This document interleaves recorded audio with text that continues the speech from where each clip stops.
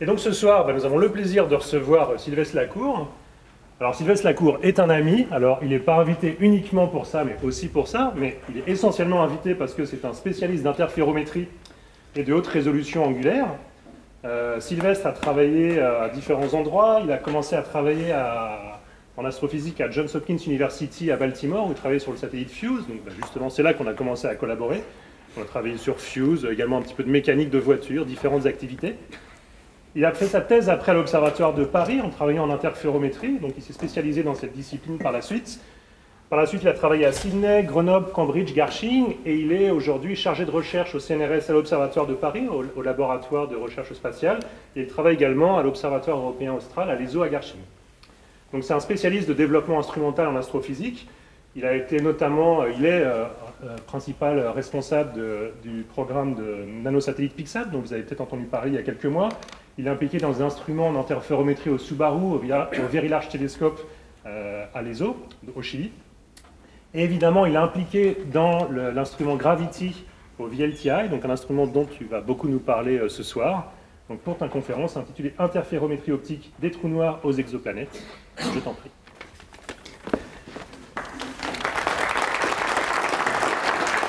Merci.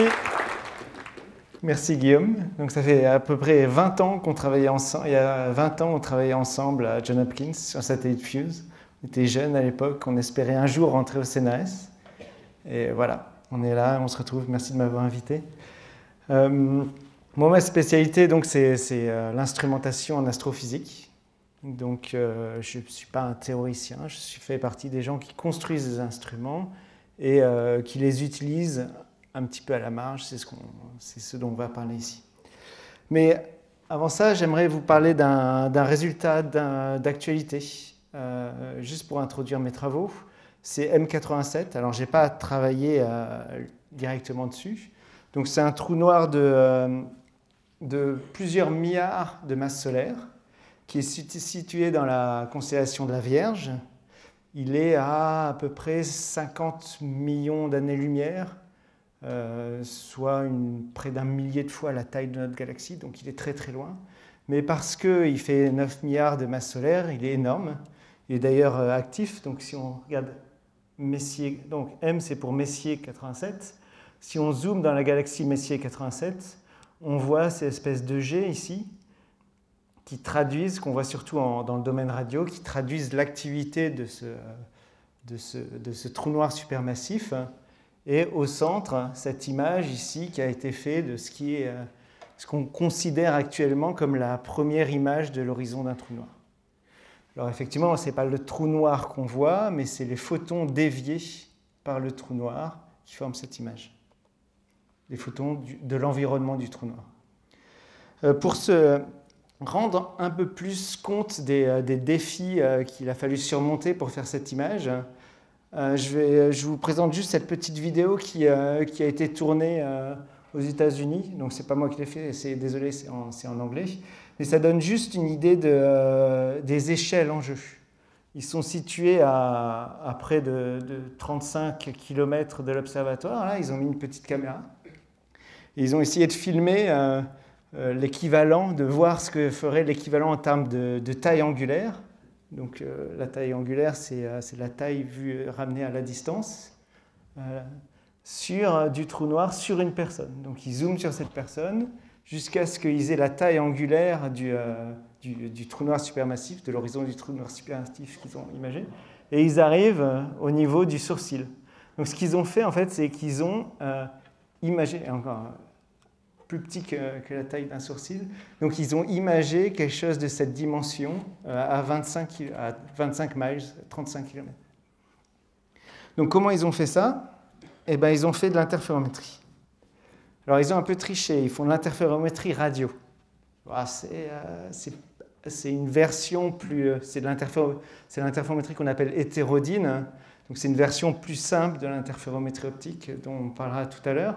Mais le principe de cette interférométrie radio, c'est qu'on utilise plusieurs télescopes, donc des télescopes radio, et on enregistre le signal électromagnétique au niveau de ces récepteurs et on les corrèle entre eux. Et à partir de cette corrélation, on est capable d'obtenir une image équivalente à celle qu'on pourrait obtenir avec un radiotélescope de la taille du globe terrestre. C'est comme ça qu'ils ont pu accomplir cet exploit. Donc je vais commencer par vous parler du problème de la diffraction, la diffraction des télescopes. Ensuite, je vais vous parler un peu d'interférométrie. On va ensuite enchaîner sur les exoplanètes et on va revenir pour la fin sur les trous noirs. Un petit exercice de style que j'ai fait il y a quelques années avec des amis, c'est ce qu'on appelle aussi une pinhole caméra. Alors, je ne sais pas si vous avez déjà fait ça chez vous. C'est quelque chose que n'importe quelle personne peut faire. Il suffit de se mettre dans une pièce et de couvrir cette pièce, couvrir toutes les fenêtres de cette pièce par des cartons. Tout simplement. Donc, on se retrouve dans le noir total. Maintenant, on prend un de ces cartons et on fait un petit trou dans ce carton. Et on s'aperçoit que de l'autre côté de ce carton, ça marche même avec un trou de serrure parfois, de l'autre côté de ce carton, on voit l'image projetée de l'extérieur dans notre pièce. Alors ça, c'est un imagère des plus basiques. Il n'y a pas de lentille, il n'y a rien. Il y a juste un trou. Et c'est basé sur le fait que les photons se propagent en ligne droite. Donc on a l'arbre qui est en face de l'autre côté de la rue, des photons qui sont émis par l'arbre et qui se retrouvent sur notre mur. Donc on a un imageur de premier ordre. Donc si on raisonne comme ça, sous la forme juste de photons qui se propagent en ligne droite, on va se dire, c'est facile, si on veut une résolution super grande, on va prendre une petite loupe là et on va regarder sur notre mur, on va essayer de regarder le petit bout d'arbre le plus fin, et si on n'a pas assez de résolution, on va essayer de rajouter des loupes, des systèmes optiques, pour arriver à avoir la résolution qu'on veut sur l'objet qui est de l'autre côté de la rue. Donc ça marcherait si effectivement les photons se propageaient en ligne droite. Ça serait juste une question optique, c'est-à-dire on pourrait imaginer une optique qui regarde ce mur-là et qui a une résolution infinie. Malheureusement, comme vous le savez certainement, c'est pas vrai parce qu'il y a une théorie qui dit qu'un photon, c'est pas qu'un photon, c'est aussi une onde électromagnétique. Et cette onde électromagnétique qui se propage est régie par les équations de Maxwell. En gros, il y a une partie électrique, il y a une oscillation électrique, une oscillation magnétique qui sont en phase, qui se propagent dans le milieu, et l'amplitude de cette oscillation se traduit par une probabilité de détection d'un photon. Donc les photons, ce n'est plus des corpuscules qui se déplacent, mais c'est juste une onde électromagnétique qui se déplace, et c'est au moment de la réalisation qu'on a une probabilité ou pas d'avoir un photon en fonction de l'amplitude de cette onde électromagnétique. Et cette onde électromagnétique, parce que justement c'est une onde, elle diffracte. Alors le phénomène de diffraction, on le voit tous dans l'eau, par exemple, quand on jette une pierre dans un lac, ça crée des vagues. Et si on met un barrage sur ces vagues, on va voir que les vagues vont diffracter, vont tourner autour de ce barrage. Donc ça, c'est instinctivement quelque chose qu'on comprend dans le cas d'une vaguelette qui se propage sur l'eau, comme ici d'ailleurs. Dans le cas d'une onde électromagnétique, c'est la même chose. C'est-à-dire qu'on a une onde ici qui nous arrive de l'infini, c'est-à-dire l'étoile située à l'infini va émettre ces photons sous forme d'une onde électromagnétique, donc une densité de probabilité qui va se propager. Et au niveau de la Terre, cette onde électromagnétique nous apparaît comme un plan se propageant vers nous. On oublie pour l'instant l'atmosphère terrestre. Et cette onde va être diffractée par l'ouverture, par une ouverture. Alors cette ouverture, c'est le petit trou qu'on a mis dans notre carton, dans notre salon pour faire le sténope qu'on a vu tout à l'heure. C'est aussi le télescope. Donc le télescope, parce qu'il a une ouverture, va diffracter la lumière au niveau de l'entrée de ce télescope. Alors ça a été Bon, ça s'explique par une théorie qu'on peut écrire, qui est celle-là, et qui permet de bien visualiser la façon dont se propage cette onde. L'idée, c'est que chaque élément de cette onde émet lui-même une onde. Donc si vous avez un front d'onde qui se propage uniformément, chacun des points de ce front d'onde va réémettre une nouvelle onde, et du coup, l'ensemble va progresser linéairement.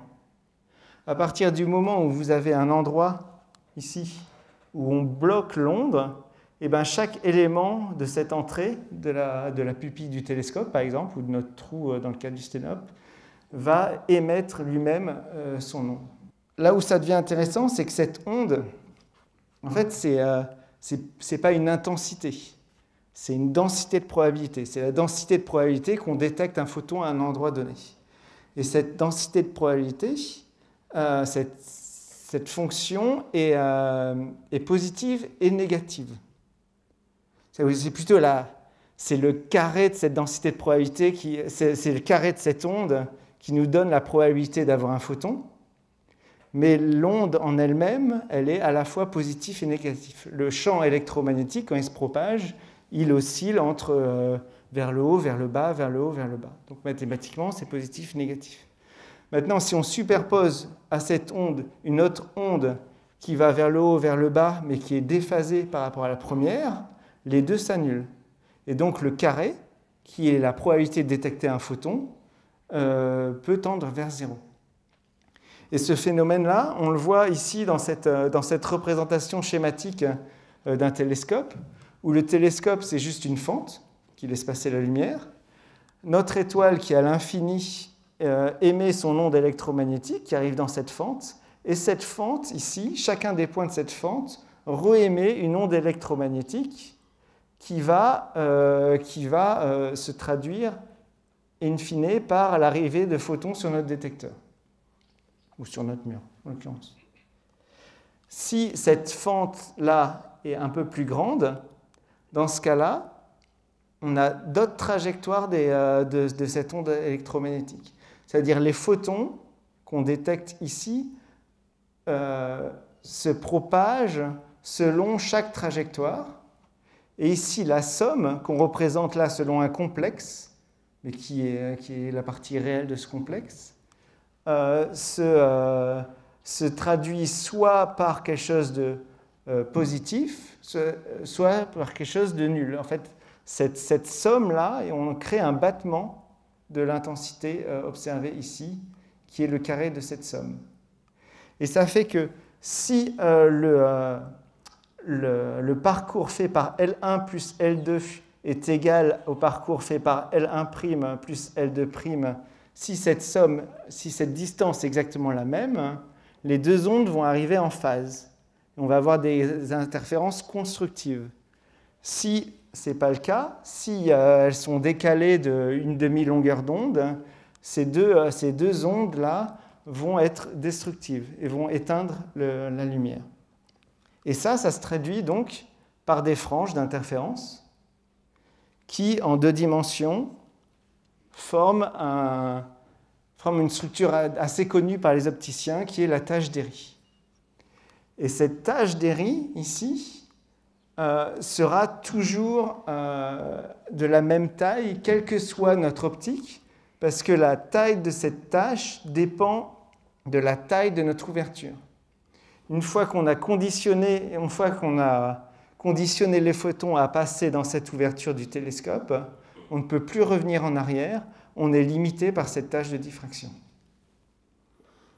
Alors concrètement, comment ça se traduit pour les astronomes ? On va prendre un exemple, par exemple, de Bételgeuse.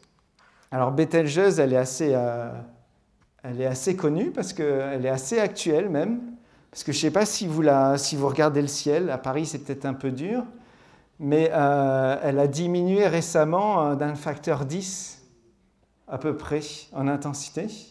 Et donc il y a toute une spéculation sur est-ce que cette supergéante, qui fait une quinzaine de masses solaires, va faire une supernova dans un futur proche. Bon, un futur proche à l'échelle de plusieurs dizaines ou centaines de milliers d'années. Mais bon, bref, on en parle beaucoup parce qu'elle a quasiment disparu du ciel. Et si vous connaissez bien Orion, vous vous rappelez de la ceinture ici, de la supergéante rouge, donc Betelgeuse et Drigel, eh ben, elle a une tête différente. Comme quoi le ciel change. Enfin bref, revenons-en à nos moutons. Donc cette étoile, ici, là, si on l'observe avec un télescope, par exemple ici c'est une image radio, on voit en gros un point qui correspond à la tâche de diffraction de notre télescope. Alors bien sûr, si on cherche des structures à grande échelle, alors ça c'est l'interaction avec le milieu interstellaire, par exemple, du vent solaire, eh ben, on peut voir des choses. Mais si on cherche à voir avoir une image de cette étoile, ça devient très dur. Heureusement, on a des simulations numériques qui nous disent que cette étoile devrait ressembler un petit peu à peu près à ça, devrait être parcourue de taches de convection. Et donc, un des objectifs de ma thèse, j'ai pas mal travaillé sur cet objet, sur ma thèse, ça a été d'imager cette étoile. Et si on souhaite imager cette étoile, eh ben, on s'aperçoit tout de suite qu'il faut un énorme télescope pour justement la question de la problématique de la diffraction dont j'ai parlé tout à l'heure. Alors, donc ici, on a une simulation de Betelgeuse. Donc Betelgeuse fait 43 000 arcs-secondes sur le ciel.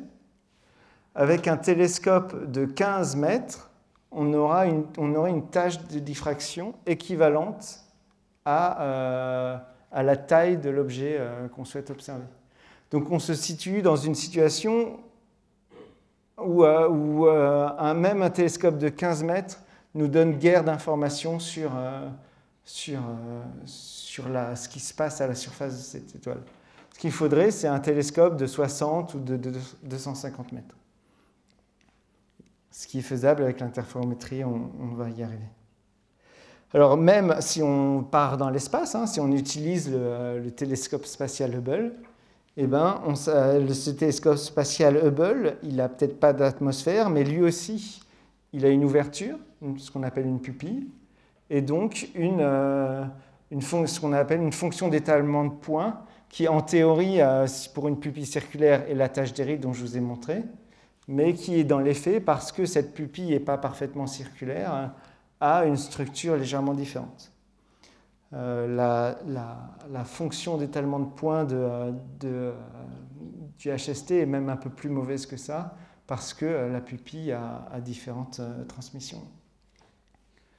Donc même si on va dans l'espace, on a le même problème de diffraction, et donc on ne va pas pouvoir observer Betelgeuse.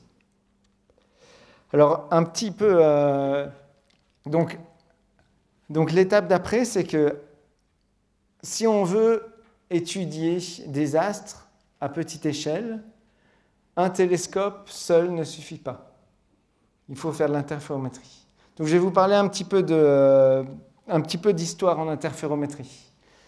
L'interférométrie, en fait, c'est pas un concept nouveau. Ce dont je vous ai parlé, la notion d'onde électromagnétique, c'est pas récent. Et d'ailleurs, Thomas Young a déjà prédit la formation d'interférences dans le cas où ici, il a deux entrées. Appliqué à l'astronomie, il y a appliqué à l'astronomie, donc Fizeau, il mentionne que la dimension des franges est celle de une relation remarquable et nécessaire entre la dimension des franges et celle de la source lumineuse. Donc déjà à la fin du 19e siècle, il pense à l'idée d'utiliser cette interférométrie pour mesurer des échelles, des tailles angulaires au niveau du ciel. Et ça a été fait, maintenant on va avancer d'une 50aine d'années, ça a été fait pour la première fois par Michelson. Donc Michelson, lui, sa façon de faire de l'interférométrie, c'est d'utiliser un grand télescope, notamment le télescope au mont Wilson de 2,50 m, c'est ce qui se faisait le mieux à l'époque. Et sur ce télescope, il a positionné une barre donc en amont de la pupille du télescope, avec deux miroirs ici de chaque côté et 2 miroirs ici à l'intérieur, qui fait que l'onde électromagnétique arrive à ce niveau-là et est renvoyée dans le télescope, comme ça, et bénéficie d'une base, d'une largeur, donc d'un télescope équivalent de 2 fois plus grand. Et à partir de ça, à partir de ces observations des franges d'interférence à l'œil, parce qu'à l'époque ils n'avaient pas de détecteur, il a pu faire une approximation de la taille de Betelgeuse de l'ordre de 50 milliards de secondes, ce qui n'est pas très loin des 43 milliards de secondes qu'on connaît maintenant. Un pas de géant a été fait par Antoine Labeyrie, que vous connaissez tous, j'imagine, dans les années 70, parce que, alors que Michelson, lui, il utilisait un simple télescope pour faire ses franges, lui a dit, moi, je vais y arriver en utilisant plusieurs télescopes. Donc, j'ai positionné un télescope à un endroit de la pièce, un autre télescope à un autre endroit de la pièce. Je vais propager mon onde électromagnétique et au milieu de la pièce, je vais faire une recombinaison et des franges d'interférence. Et donc, c'est le premier qui a obtenu des franges d'interférence sur une étoile à partir de 2 télescopes distincts. Et suite à ça, c'est à peu près à la même époque où l'interférométrie radio s'est développée énormément. L'interférométrie radio, c'est plus simple parce qu'on peut démoduler la fréquence de la lumière, parce que la fréquence radio, parce que la longueur d'onde radio est beaucoup plus grande, la fréquence est plus grande aussi, et du coup, on peut enregistrer le signal électromagnétique brut, ces ondes électromagnétiques, ces battements électromagnétiques, on peut les enregistrer et les corréler a posteriori de façon numérique. En optique, ce n'est pas possible parce que la longueur d'onde est beaucoup plus petite, donc la fréquence plus grande. On a des problèmes de bande passante. Il y a un autre problème de l'optique, c'est le bruit de photons qui fait que ça pose une limite théorique importante en dessous d'une dizaine de microns. Ce qui fait que l'interférométrie radio s'est beaucoup développée avec les nouveaux détecteurs qui émergeaient à l'époque. En optique, on n'a pas pu développer aussi rapidement l'interférométrie parce qu'on avait besoin de recombiner directement ces ondes électromagnétiques avant de les enregistrer. Donc c'est plus compliqué parce qu'il y a besoin de toute une série de miroirs et de phasage de ces ondes. Et Antoine Labeyrie a été le premier à y arriver, et on a prédit à l'époque une explosion de l'interférométrie optique telle que ce qui s'est passé pour la radio. Malheureusement, ça a pris beaucoup plus de temps. Mais à l'époque, ils étaient tout de même hyper enthousiastes, dans les années 80-90, et ils ont imaginé plein de concepts d'interférométrie optique qui ont été les prémices du VLT tel qu'on connaît actuellement. Alors, j'ai parlé un peu plus du VLT, le Very Large Telescope, tout à l'heure, mais ce qu'il faut savoir, c'est que si on fait de l'interférométrie optique actuellement au Chili sur le Very Large Telescope, c'est parce qu'à cette époque, dans les années 70-80, il y avait des visionnaires qui voyaient l'interférométrie comme une solution d'avenir, et qui, alors qu'ils avaient juste obtenu quelques franges sur une étoile hyper brillante, imaginaient que cette technique allait se développer énormément. Donc ils avaient par exemple imaginé plusieurs télescopes de 8 mètres comme ça, ils essayaient de les aligner, ils essayaient différentes configurations. Je crois que ce qui a gagné à la fin, c'est que ils cherchaient à avoir ce qui a fini de convaincre les gens à la fin, c'est qu'ils cherchaient à l'époque à faire un télescope de 16 mètres de diamètre. Et quand quelqu'un est venu leur dire « mais non, mais il suffit de faire 4 télescopes de 8 mètres et en plus vous allez avoir une meilleure résolution », les gens ont tout de suite accepté l'idée parce que c'était moins cher. Mais ils n'imaginaient pas à l'époque toutes les difficultés de cet interféromètre. Parlons un peu d'exoplanètes. Comme ça, à la fin, je vais faire le lien entre les exoplanètes et l'interférométrie.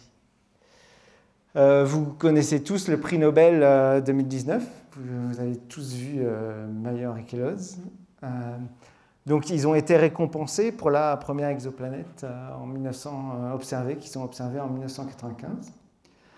C'est vraiment, ce prix Nobel, c'est vraiment l'aboutissement d'une croissance exponentielle d'une communauté ou d'une catégorie, comment tu dirais ça, Guillaume, d'une catégorie, non, enfin, bref, les exoplanètes, ça se développe énormément. On peut discuter à la fin pourquoi est-ce que les exoplanètes se développent si vite et en quoi c'est vraiment intéressant pour nos connaissanses. Mais les exoplanètes ont une croissance exponentielle en termes de nombre de chercheurs et en nombre de missions spatiales qui se multiplient à toute vitesse, contrairement à d'autres projets. Bon, revenons-en un petit peu aux exoplanètes. Donc, cette première exoplanète en 1995, donc vous savez comment elle a été découverte. Elle a été découverte par vitesse radiale. Donc, le principe de la vitesse radiale, c'est pas de voir, on ne cherche pas à voir directement la planète, mais on cherche à voir un déplacement de l'étoile. Et on part de l'hypothèse que la planète et l'étoile tournent autour de leur barycentre commun. Donc, au moment où la planète, enfin l'exoplanète qui est en orbite autour de son étoile s'éloigne de nous, ça veut dire que par réflexe, on a une étoile qui se rapproche de nous. Et en mesurant l'onde électromagnétique émise par cette étoile, on peut voir les raies d'absorption et d'émission. Et à partir de ces raies d'absorption et d'émission, si on a un décalage vers le bleu, ça veut dire que l'étoile se rapproche de nous. Si on a un décalage vers le rouge, qu'elle s'éloigne de nous. Et donc, ici, là, l'étoile se rapproche de nous à 60 mètres par seconde, ce qui fait que l'exoplanète s'éloigne de ça fois le rapport de masse.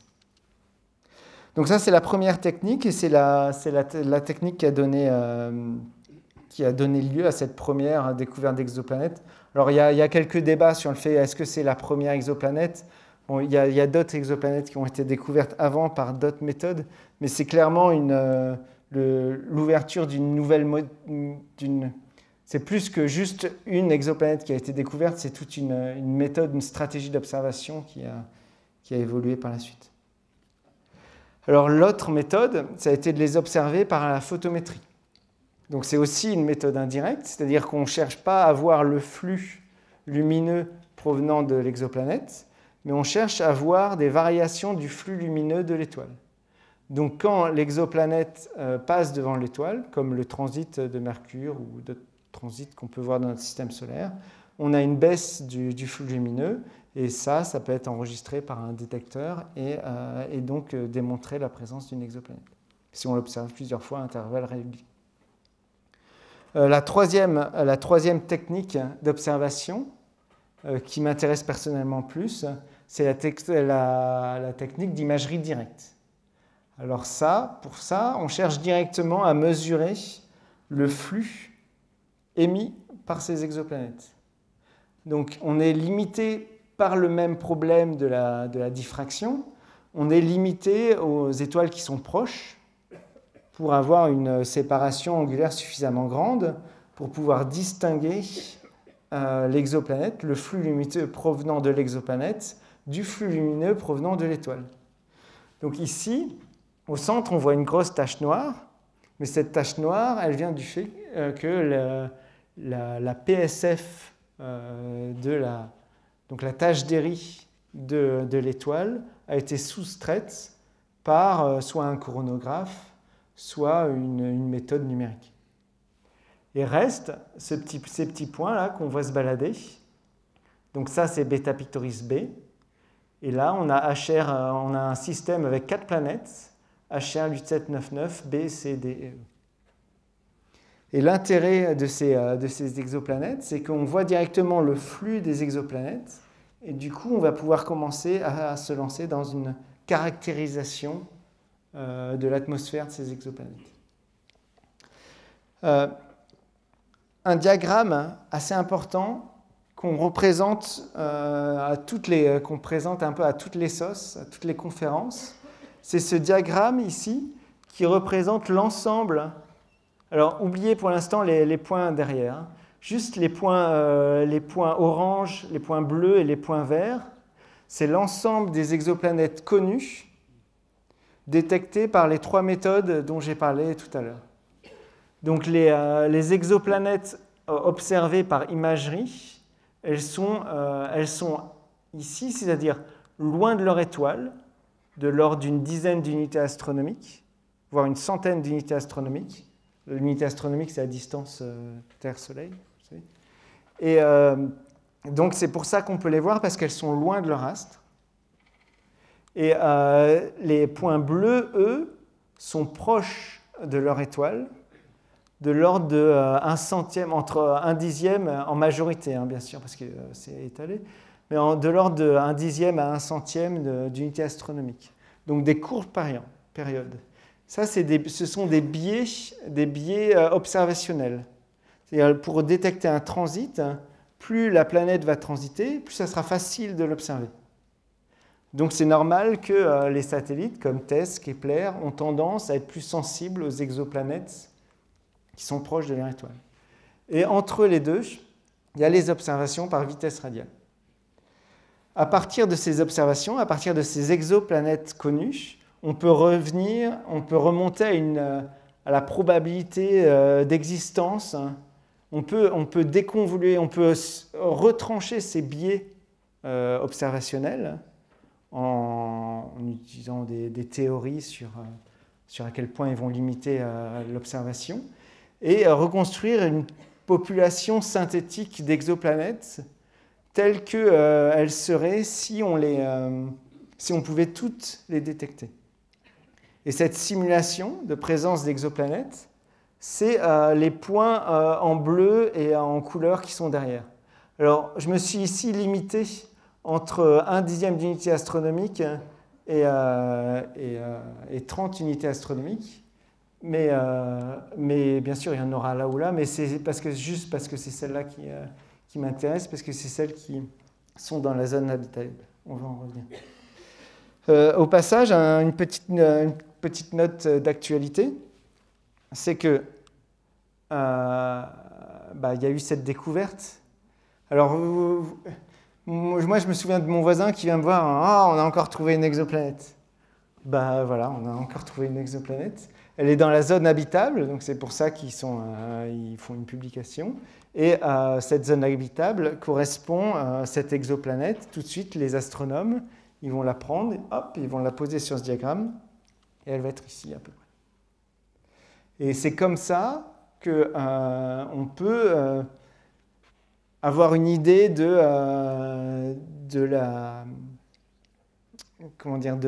ce que représente cette exoplanète. Parce qu'une fois qu'on l'a positionnée ici, on connaît la distance à son étoile, on sait qu'elle est à plus ou moins chaude, et donc ici elle est intéressante parce que, vu que c'est une étoile peu lumineuse, on sait que le taux de radiation fait que la présence d'eau liquide est possible sur cette planète.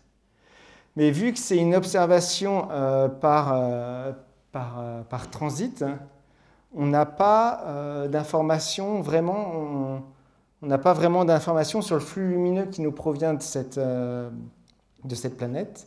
Et donc, c'est des interprétations à partir de cette mesure indirecte. Donc, ce qu'on aimerait, nous, idéalement, c'est de pouvoir observer l'ensemble de ces étoiles ici, et qui plus est, de ces planètes ici, et qui plus est, de mesurer directement leur flux, le flux qui est émis par ces exoplanètes. Alors, bien sûr, ce qu'on cherche, c'est celle-là. Et en background, il y a toujours cette question, pourquoi est-ce qu'on fait ça? En quoi cela affecte nos vies? Alors vous êtes intéressé par l'astronomie, donc pour vous, c'est intéressant de savoir si on trouve des nouvelles planètes ou pas. Mais en quoi le grand public ou la société est intéressé par nos observations, sachant que faut être clair, à part quelques doux rêveurs, on ne pourra jamais aller sur ces exoplanètes. Elles sont beaucoup trop loin. L'intérêt, personnellement, on pourra avoir ce débat tout à l'heure, l'intérêt pour moi, ce domaine, c'est justement de comprendre comment se répartissent, comment évoluent les exoplanètes pour avoir un échantillon suffisamment pour pouvoir prédire ou comparer à la façon dont notre Terre pourrait évoluer.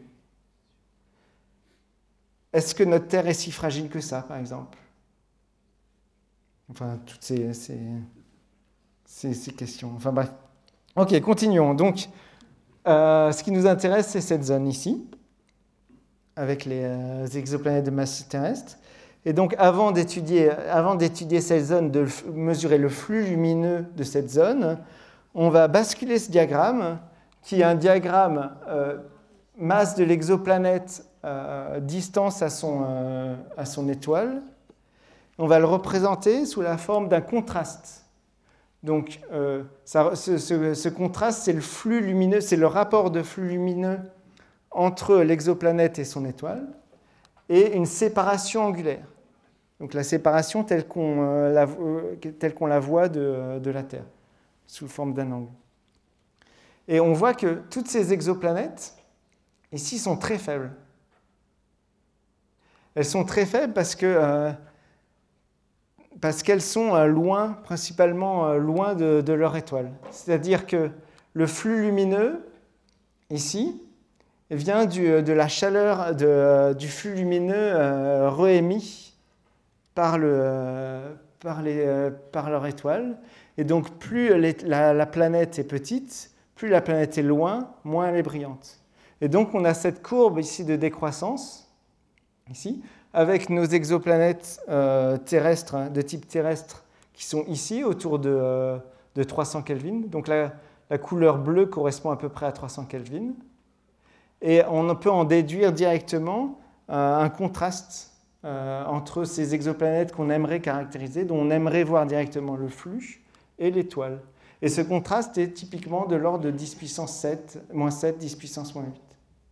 Et on voit, quand on a fait ce travail, que bizarrement, mais en fait, ce n'est pas bizarre du tout, c'est les planètes observées par imagerie sont toutes au-dessus de ce tas d'exoplanètes telles que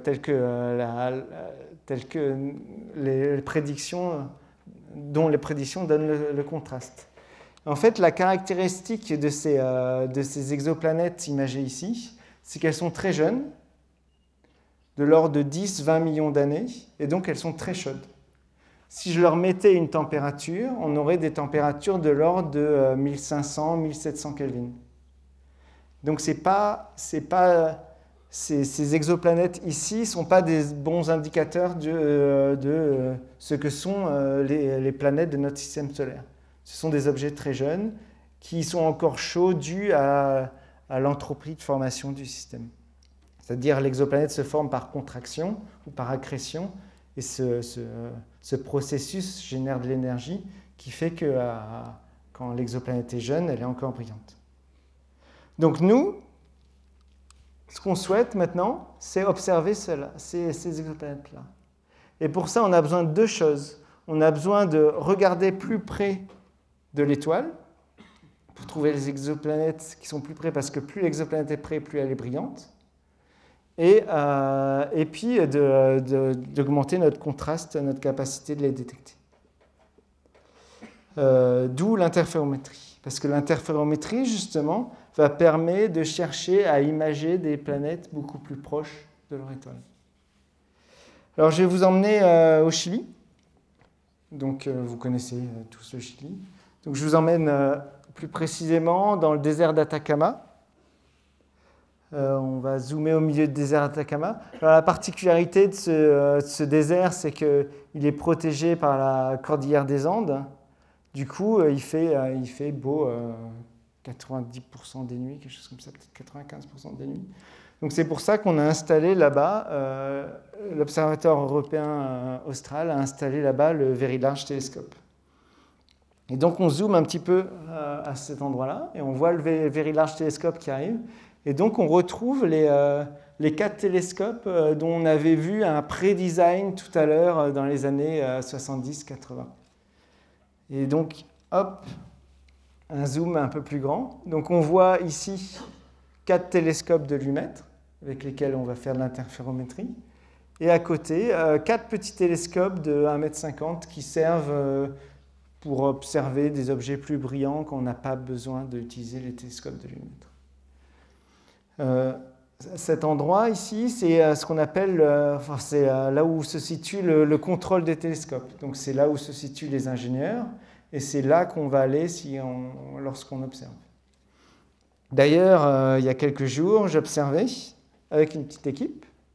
Moi, j'étais à distance ici pour réduire mon carbon footprint. Et ces gens-là, donc, étaient dans cette control room là et utilisaient l'interféromètre. Alors, je vais vous amener dans la control room. Alors, la control room, alors c'est une photo grand angle de cette control room. Ça se visite. Je vous encourage de visiter. Si vous pouvez, vous réservez sur Internet. Je crois que c'est tous les samedis. Vous pouvez même dormir là-bas. Et dans cette control room, on dirait que c'est un miroir, mais en fait pas du tout. Hein, parce qu'on a des espaces ici, c'est un peu comme des open space. Et chaque open space correspond à un télescope. C'est-à-dire que la plupart du temps, les télescopes, ils fonctionnent indépendamment. Chaque télescope a son propre instrument et fait sa propre science.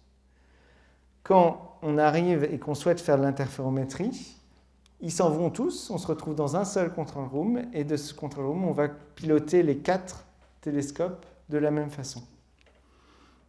Alors, concrètement, ce qu'on a quand on est là-bas, c'est un écran d'ordinateur.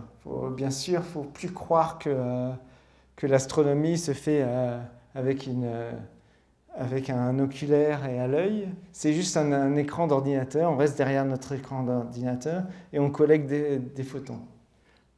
On regarde le détecteur qui collecte des photons.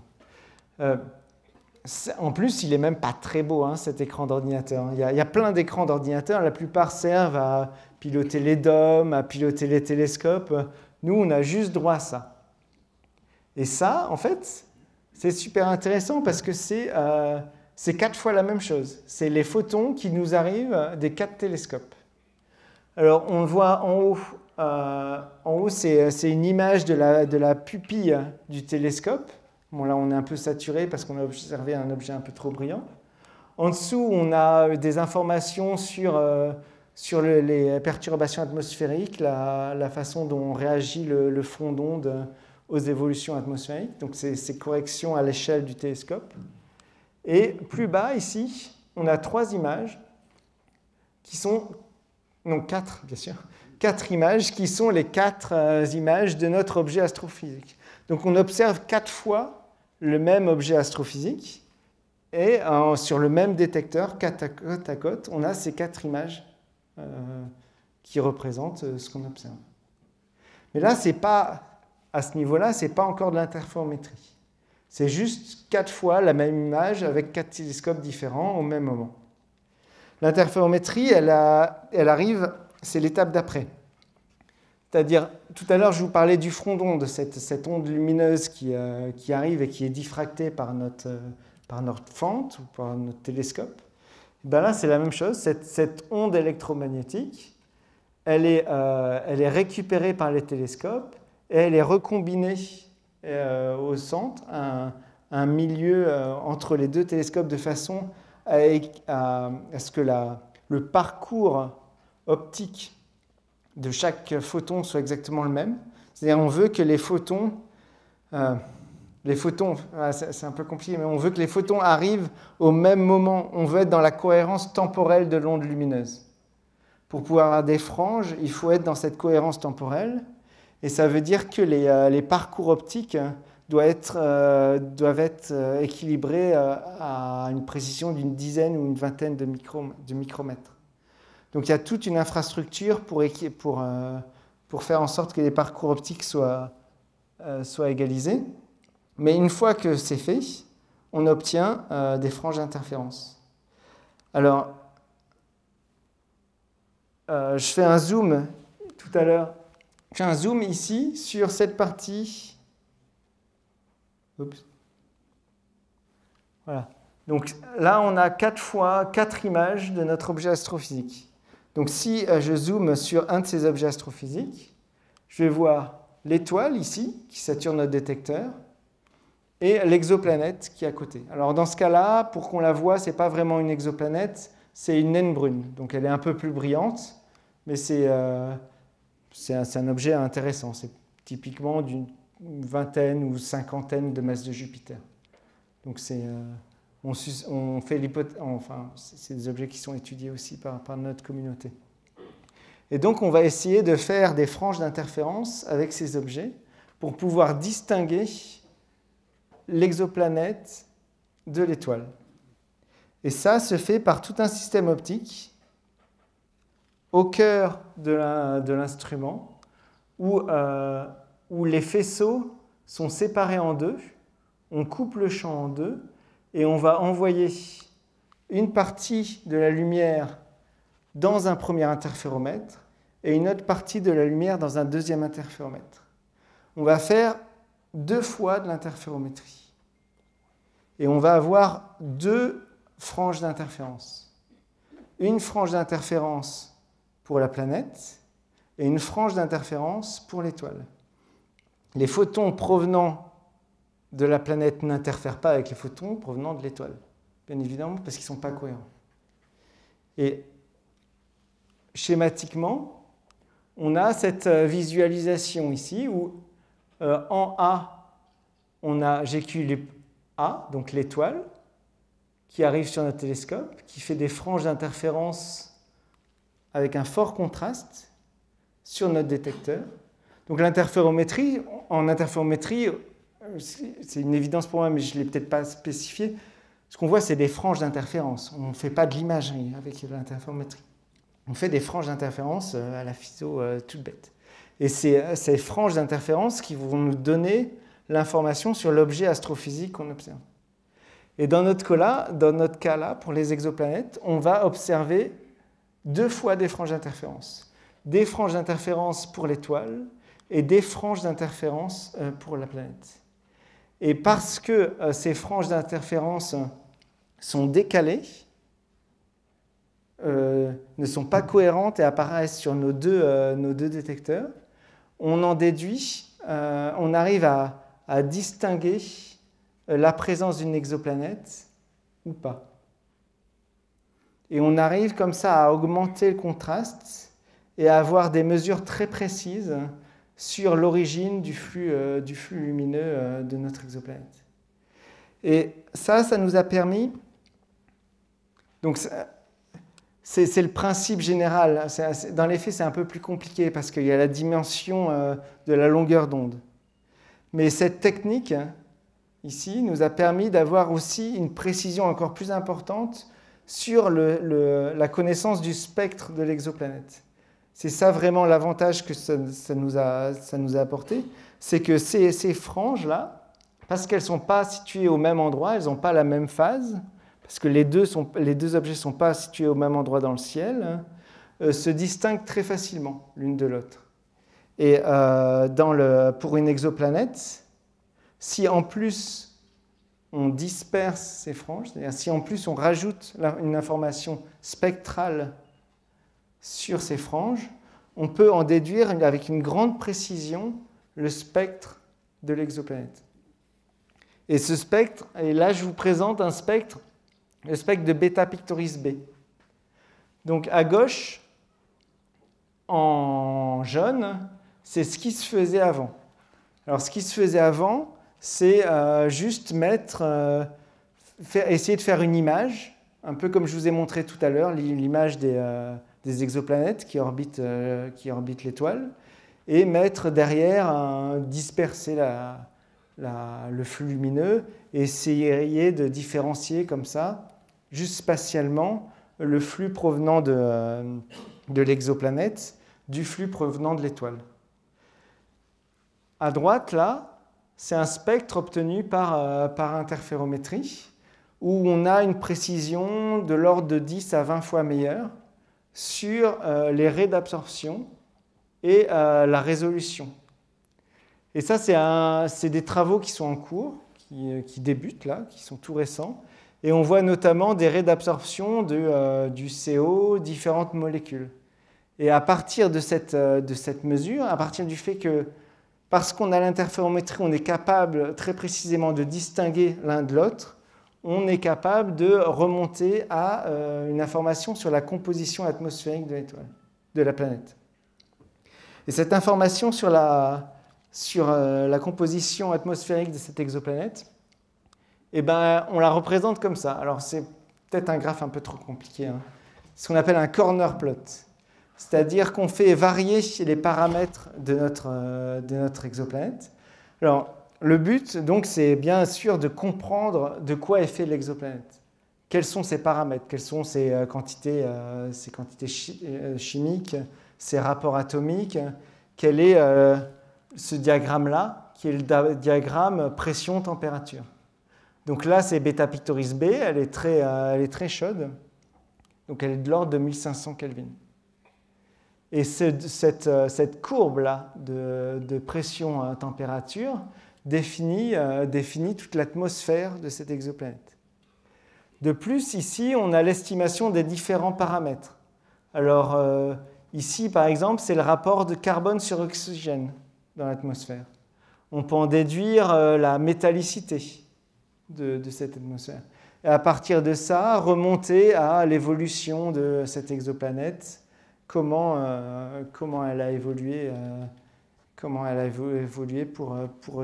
pour s'enrichir en différents métaux et voir comment elle interagit avec le reste. Alors pour l'instant, on l'a fait à juste une exoplanète, donc c'est vraiment des travaux très frais. On va le faire à d'autres. Cette exoplanète, d'ailleurs, elle est ici. Donc on va essayer de le faire à d'autres, mais le but, c'est vraiment d'obtenir ça.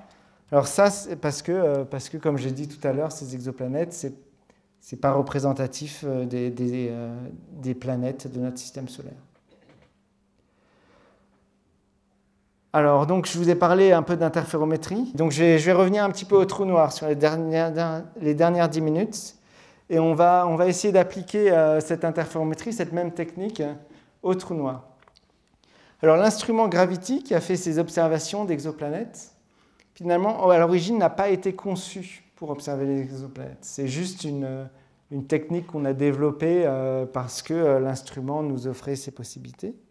Mais à l'origine, l'instrument avait un objectif qui était d'observer l'horizon des trous noirs, de faire la même chose qu'a fait le HT, mais à une longueur d'onde plus faible, autour de 2 microns dans l'infrarouge, et puis aussi autour du trou noir supermassif qui est au sein de notre galaxie.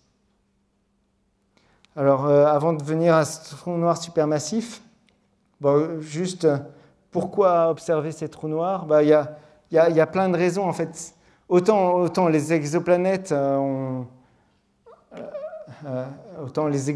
la physique derrière, si elle est tout de même complexe si on parle de la physique des atmosphères, mais ce n'est pas de la physique relativiste. Autant là, on est en plein dans la physique relativiste, avec un trou noir supermassif qui va déformer l'espace-temps, avec plein d'effets relativistes qu'on peut voir autour de ce trou noir supermassif, comme la précession, ou la courbure de la lumière,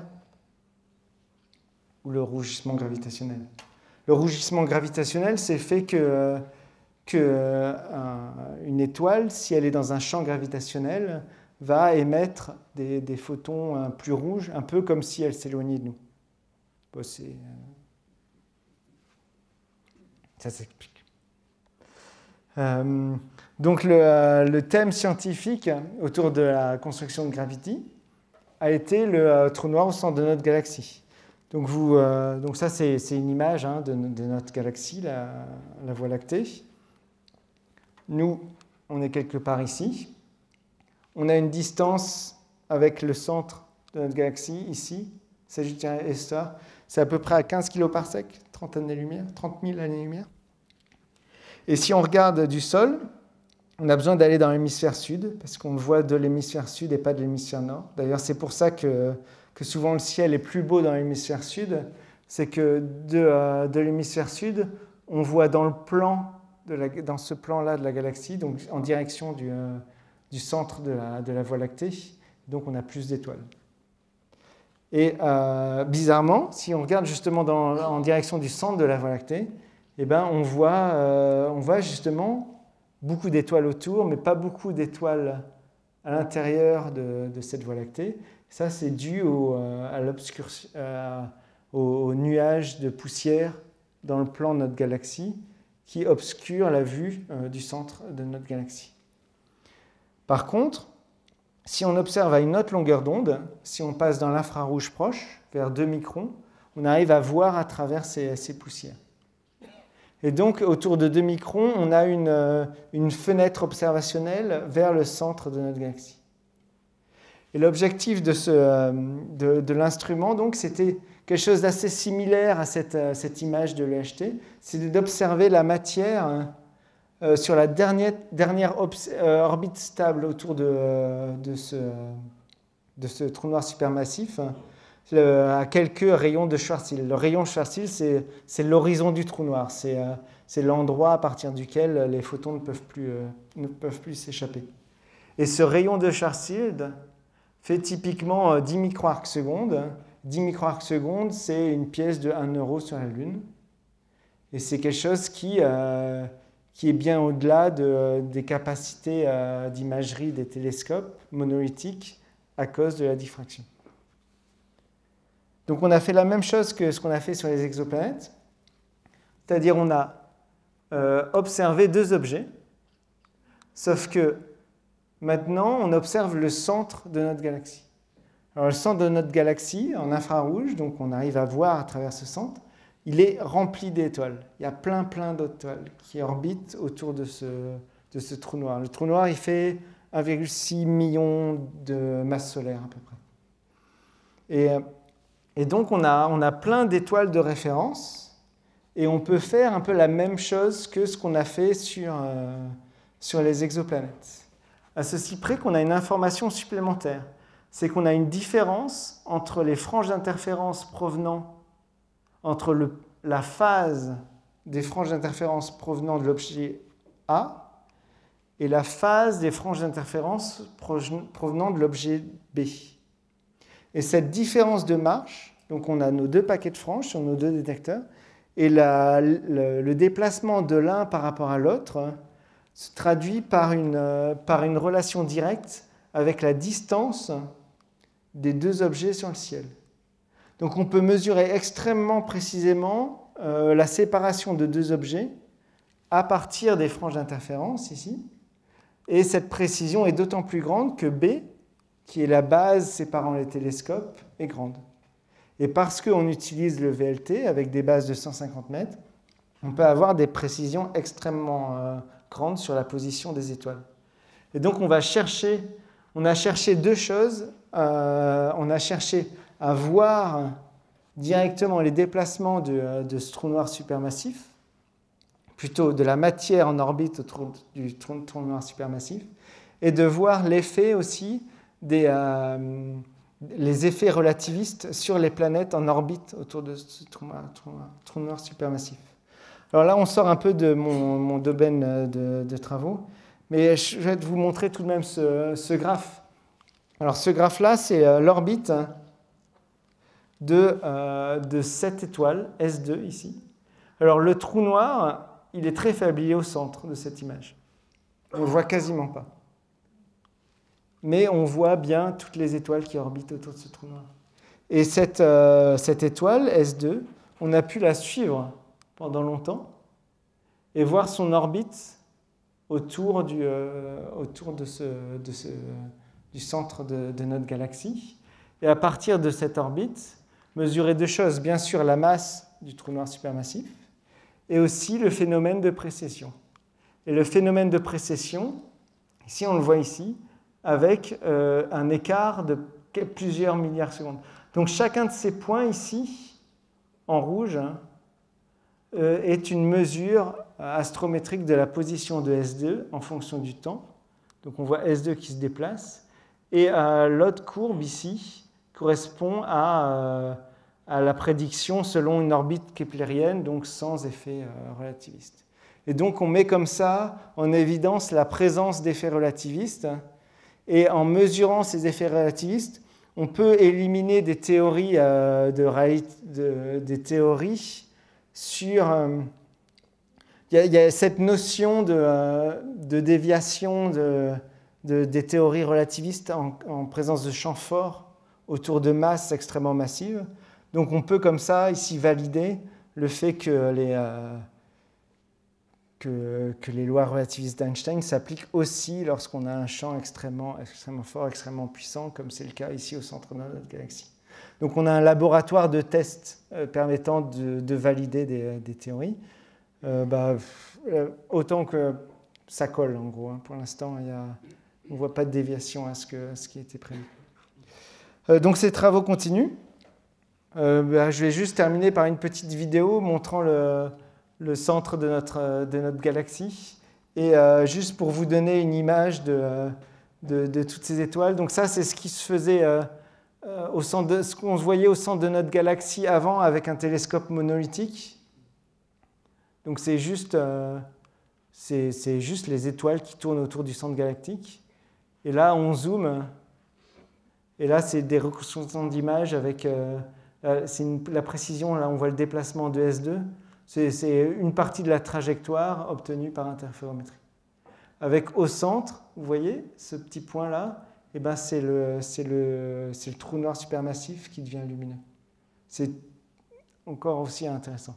Puis ça, c'est la région un peu plus éloignée du trou noir central. Donc c'est plein d'étoiles, c'est des zones très dynamiques.